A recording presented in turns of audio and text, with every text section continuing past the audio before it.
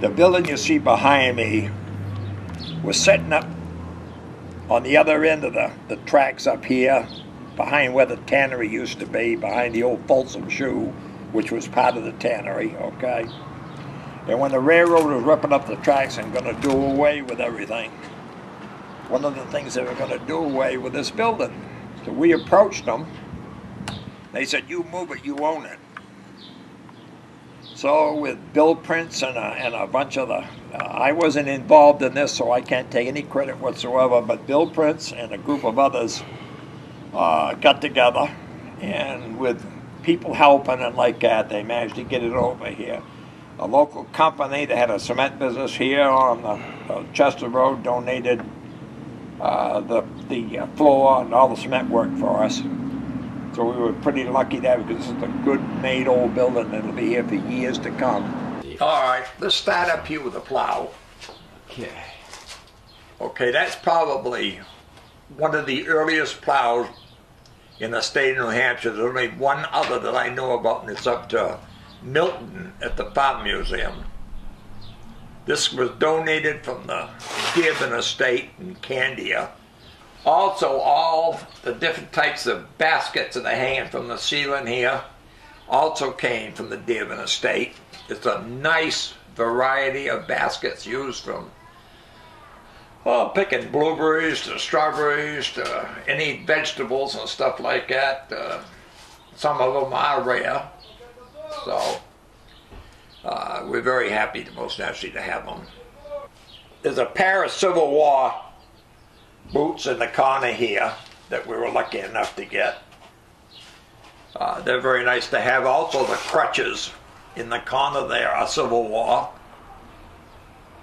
Some of our wounded that was in during the World Civil War came back with them. But way back when Raymond first became a town and like that, the shoe business was a way of the farmers and like that making a supplement on their income. And the people from Haverhill, Mass, and out that way was very happy to be able to bring their goods over here and get the farmers' wives and like that to make shoes for them. And once every 2 weeks or once every 1 week, they'd come through and they'd pick up the shoes that were done. They provided them with all the tools they needed to do it with, and pay them, and then go back to Mass. A lot of them were hand pegged. I don't know, I gotta find one here to show you that when I had to talk about hand peg. If you can see where the bottoms of these are all chopped up, that's from putting wooden pegs and gluing the soles on. Mm-hmm. So these go way back. As years went on, the coming of the train in 1850 made a transition, a big period in the shoe business. In other words, instead of them having to drive a wagon from Haverhill, Massachusetts with a team of horses, they could ship their stuff in by train. It would give the people a chance to get more shoes done and like that. Well, what happened was that once the shoe manufacturers from Haverhill, Mass, and Lawrence and all of that got the railroad in, then they decided, well, it would be easier to put up a big shoe shop and not have to bring that wagon and goods from Haverhill or ship it in here. So they put a big shoe shop right across from the depot here, which was called the Hoyt Shoe. So then they stopped taking the stuff to all the people's houses, and they brought the people to the shoe shop, which was a good thriving business. Shoe business helped a lot of people in this area. This old-fashioned cast iron tea kettle was one of the ones used in the wood stove. You can see the recess where it sat right down in through on the flat. They'd take the cover off and they'd set it right down into the fire. So this is how it's, just a good old one too. Next thing we're going to go is up here to this sign. It says Nottingham and Raymond. This is probably one of the earliest signs that was ever put up in Raymond. It's got brass lettering with tin backing. So that was up on 156. to let everybody know which way Nottingham was. Now the iron sign right here, one of our earliest bridges that we had in town made of iron was up on the Blueberry Hill. That's on the Chester Road, Blueberry Hill, that goes down in there. They had a big old iron bridge down there. And this was a manufacturing company right here that put the bridge up. Well, when the bridge was being destroyed and they were modernizing it, I was lucky to get my hands on it. So that's another part of the town history. We were lucky enough right down the tracks here to have a blacksmith. His name was Quintel, and he used to do most of all the wagon work. And anything that a blacksmith had to make and do, he'd do it. And we were lucky enough to get just about everything that he used in his shop. With the coming of the railroad in 1850, because that was a boom for him, because he started doing a lot of odds and ends for the railroad, so it increased his business. So we have an anvil here, which was like most blacksmiths. We have a vise, drill, the item that they used to get the coals hot, all the hand tools that were used to get horseshoes in different sizes. This is a nice old brass railroad lantern. We were fortunate enough to have somebody from Fremont who's some of the relatives used to live here. He donated that to us. The sign that you see up here says Atlantic and the Pacific. When the Raymond fruit store burned a number of years ago, we were fortunate enough for the fire department to save this sign that was in the store, because they gave it to the Historical Society for safekeeping. Odds and ends of bottles that were given to us. What could have been an old schoolmom's bell.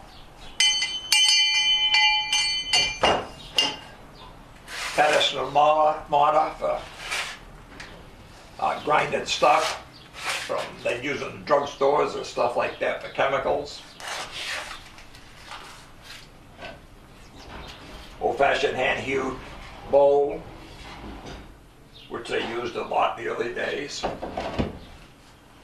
This here is a very nice piece. This is an early candle maker's. If you were home and you had to have candles in the house, you'd put the wicks in and you'd pour your wax down through and it would harden, and then you could take them out and use them for light. So this is you could make 3 out of this one here, and you could see where the wicks came out of the bottom here. This is a harness maker's bench. See harness hanging here. They could put the harness in here, press on the foot pedal down here, and lock the harness in while they stitched it. This is very old. We're probably talking mid-1800s.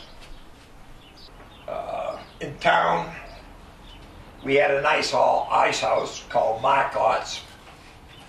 The ice house was located right on the Lamprey River, right down here, by A.I. Welch and Sons, right there near the bridge. That's where all the ice in town was harvested from. Well, not all the places in town. There was other places that they did for their own, like Otway Lake and places like that, The Bachelor Estate was another one that harvested their ice for themselves. But anyway, this is this ice saw, that you can see right here. Okay.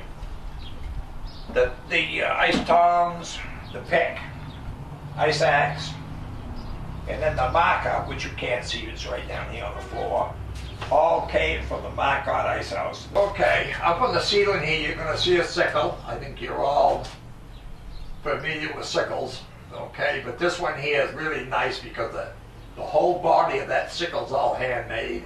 If you've got the chance to come in here and take a look, you've got to look at that, because Some farmer couldn't afford the handle, so he had to whittle one out, make it so he can do it, use the side, you know what I mean? So, this big thing up here with the wheel is a seeder. It was horse-drawn. They'd fill up the compartment up there with the seeds, and it'd go along, open up the area, and lay seeds out all the way around. When the congregation of the church was doing work on the clock, they changed some hands on it, and we got lucky enough to get a couple of the hands that are hanging up there on the wall, you can see. And it was kind of cute. Up on the end of the wall, you see the bucksaw. Some farmer thought enough of his young son or daughter, whatever it be, to make that saw up, which is very unusual. This is the only one in the length of time I've been alive I've ever seen. This little iron pole here was generally set in brick, and it was used to do jellies and jams and stuff in. It also could be used to do clothes in if you wanted hot water to do your clothes in. This is what's known as a soapstone. When I was a youngster, I took one of these to bed every night, wrapped in a towel to put at the foot of the bed, because we didn't have any heat upstairs. And it warmed up the foot of the bed for you. Your mother used to put it in the stove in the oven to get it hot enough to take upstairs. We used it in a lot of homes. On 156, where the Lammers were, was what was known as the Frank Folsom's farm, and it was a seed farm. Now this farm had acres and acres of all types of seeds.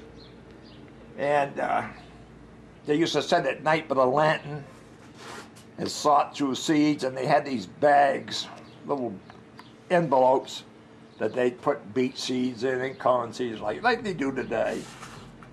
And then what they'd do is they'd use these stamps, they'd dink them in ink, and put them on the envelope, and they would tell the company name and all this, and they would also always have a picture, or whether it was corn or whether it was a beet or that, they had it on there. Because back during the days when this was going on, literature was really bad, and people couldn't spell or anything else like that. So once they saw the beet or the corn on the envelope, they know what it was for a seed. First, the old fire wagon. This was Raymond's first piece of fire apparatus. It held a lot of ladders and long ones. Because if you was to look over some of the stores in town, some of them got as many as 3 stories. And to save a life, they at least had to have something with ladders on it. So this was built up, and the framework and the wheels and stuff came from the old town hearse. They were going to do away with the hearse because it was getting pretty bad off. So some guys in town that were starting to try to put a fire department together grabbed the remains, and with the help of a blacksmith and carpenters, they put this together. And we're lucky enough to still have it. Yeah. The old girl sits here in memory of what was in the past. Now this is a unique piece here. I get a big kick out of it, and a lot of people will get a kick out of it too once they see it. Back in the early days, we're talking in the 1800s like that, rats and mice and rodents like that were bad on the farmers because they'd get into the grain and stuff like this. And they didn't have the traps back there that they could just go down and get one at a hardware store or something. So they had to come up with an idea to do something that wasn't costly but still would take care of the rats. So this homemade rat trap was made up. And what happened was it had a trigger device on it. You put your feet in there, the rat would come in there, and he'd nibble on it, release the trigger, and goodbye rat. Very little known to people was back when the mail was in Raymond.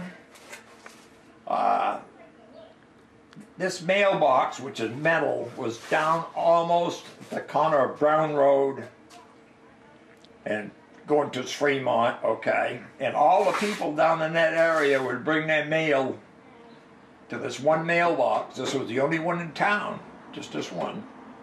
And they put all the mail in this, and the mailman, when he came around with his Model T Ford, or whatever, a Model T Ford. We had a gentleman here in town that had a Model T Ford with the skis on it and everything during the winter time. He could get around pretty well. So but this was made to make bows for oxens. You can see the I can't even be straight today. Yokes up there? The yokes, yeah. They're up there. And by the way, those yokes up there, are training yokes. It was donated by Lyman Hammond Sr. But this is kind of neat here. Good early sled that must have been used by parents pushing their kids during winter time. I believe that also came from the Dearmans. Now here's a good story about this saw blade. Vern Batchelor's estate was up on Onway Lake Road. Okay, it was on the corner of Green and Green Road and I forget what the name of the other road was, but anyways, he had a big Roman house up there. It was beautiful. People used to come from all over to stay there during the summertime. Because the reason why so many people came from the city to towns like Raymond and around it like that is that during the summertime, especially July like that, they had no cars, it was all horse and wagon. And there was so much poop in the road that the stink was so bad that they couldn't stand it. So a lot of people came to the country during the summer months. They went back in the fall. And this farm, he harvested ice, his own ice for his big place there. And also he had one of the earliest sawmills in town. In fact, it had an up and down saw, which I don't know. There was not another one in town that I know of. When, because of changing of time and things modernizing, they came out with this circular blade. When the sawmill finally gave in, part of it dropped down in the water. It was water powered into the water, and that's where it stayed. And two of our members who are deceased now found it and dug it out of the water and cleaned it up and put it up here now with this used to be a corn chopper, but the fire department was smart enough they wanted to cut the hoses off, the brass parts off the hoses. So they cut the corn cutter off and they used it to cut their hoses with.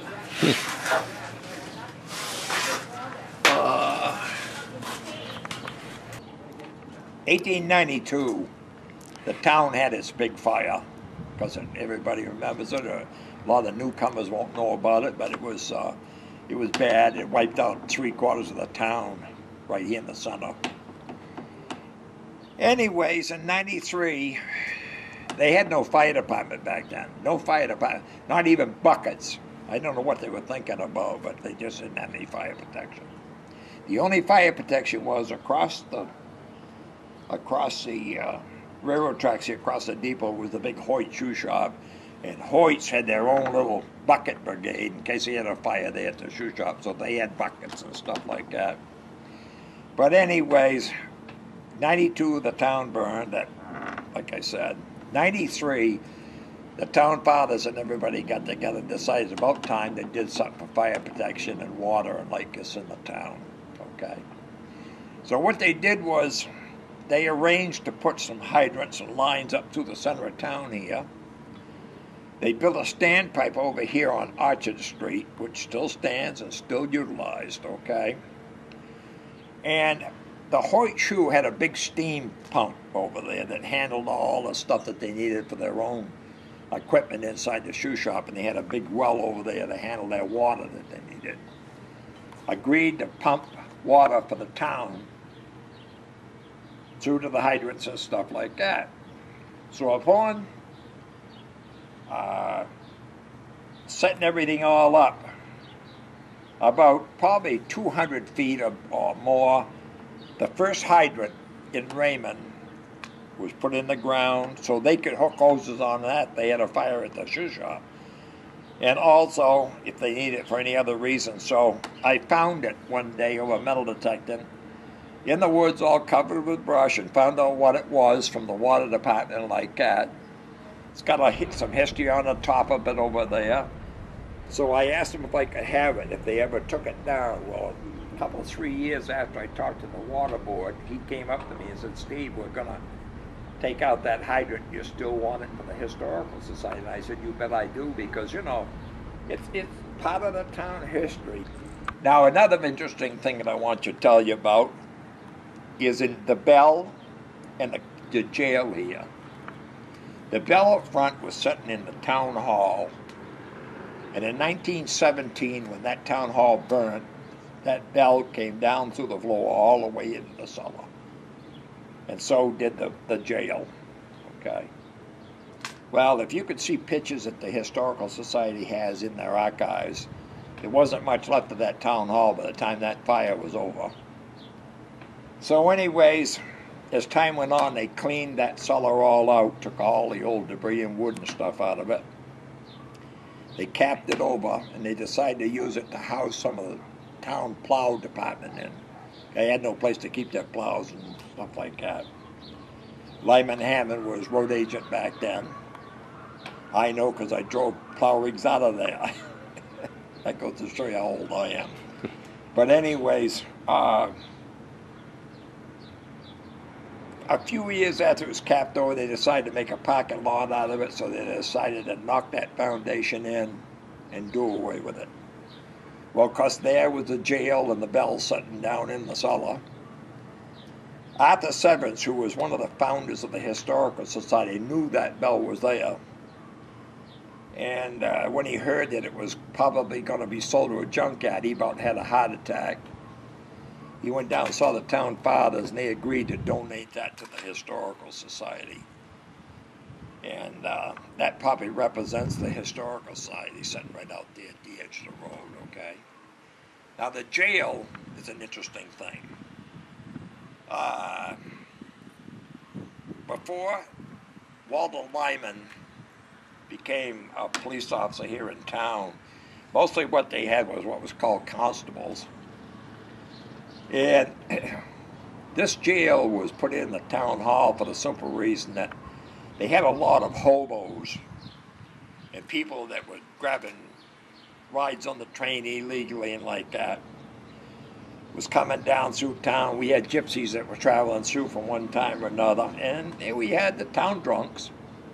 Okay, so they had to put someplace to put them, to take care of this problem, let them sleep it off for the night anyways, and get things squared off with the judge, who held his court right here in this railroad building. That's another part of the history. So this jail held the drunks, like I say. So Lyman Hammond, instead of scrapping this, he took this up to his farm and put it in the edge of the woods, and there it sat until he got so he wanted to bring it down here to the Historical Society and made sure that we had it so that nothing happened to it. So it hadn't have been for him and Arthur, both of them working together, because Lyman helped Arthur get the bell and like that. You know, we wouldn't have either one. There isn't much more I can tell you out here. Right behind me is a whole bunch of the old street porcelain signs. Right here. I got a call from the highway department, and they said, we got a bunch of signs down here. They're going to be trashed if you don't want them. And I went right down and got them. And, you know, they're good early signs. They represent the first start of signs in town. So I'd love to have any of you people out there that see this. You know, if you've got anything that you think we might be able to use for our little Historical Society and for the museum and like that, I'd like to have it. Well, the Historical Society would like to have it.